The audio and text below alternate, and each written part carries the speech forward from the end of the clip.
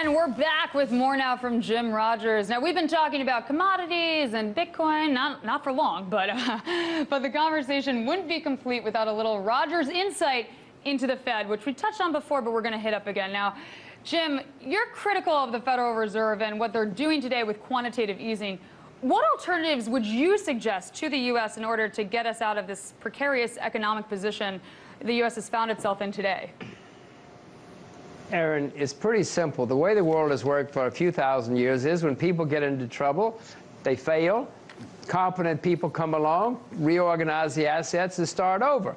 In America and the West, what they said was, no, we're going to let incompetent people take over the assets from the competent people and then let them compete with the competent people with their assets. This is not going. The Japanese tried this in the early 90s. The Japanese had 2 decades, 2 lost decades.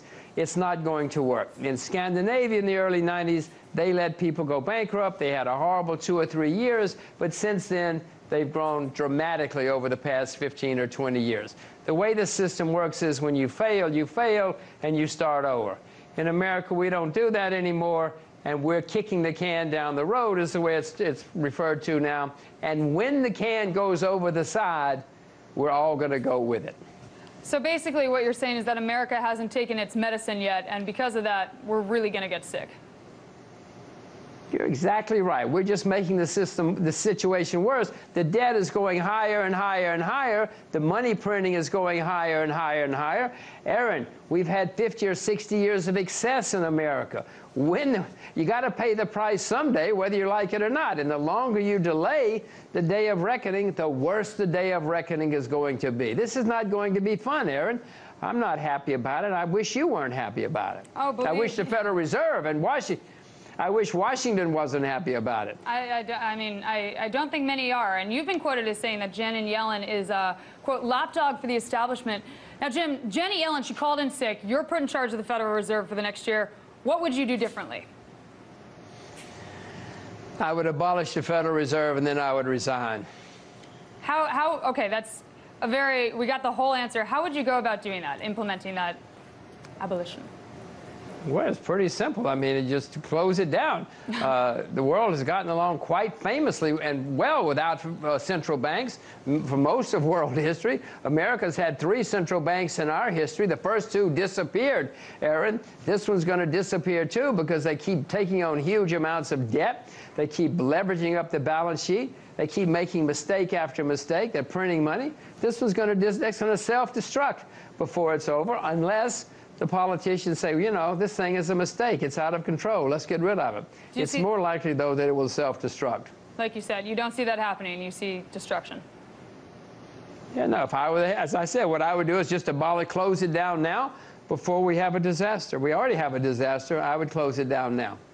Now, Aaron, countries without central banks can have problems, too. Don't get me wrong. It's just that this central bank is going to make our problems worse in the end. We'd be better off with no central bank than this central bank, even with the problems of no central bank. Okay. Now, the Dow, that exceeded 16,000 Monday, and these are historic levels. Are we headed for another crash? And if so, what's going to trigger it? There's a lot of factors. What do you think? Well, we're certainly going to have a crash someday. This is going on, all this artificial sea of liquidity, which I mentioned earlier. No, eventually we've always had crashes throughout history. Every country in the world has periodic crashes. Don't think they've disappeared. I don't know. I don't have a clue when it's going to happen. You should watch RTTV. They can tell you when the crash is coming. I cannot. No predictions. Well, Aaron, as long as they keep printing, right now we have all these people printing so much money.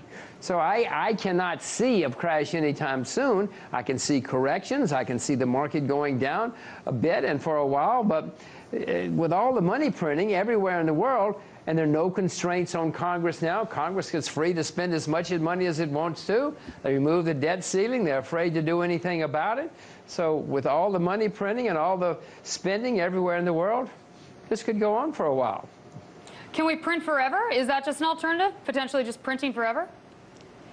That's what they're going to try to do. And Aaron, when they eventually say we're going to cut back now, the markets are going to go down fairly substantially. It's going to scare the bureaucrats because, you know, these are people who are just government employees. They're going to be scared to death. And so they're going to start printing again until, Aaron, until finally the market just says, we're not going to take this garbage paper anymore. We don't like this game anymore. We're going to do it. And then the market is going to force these guys to stop.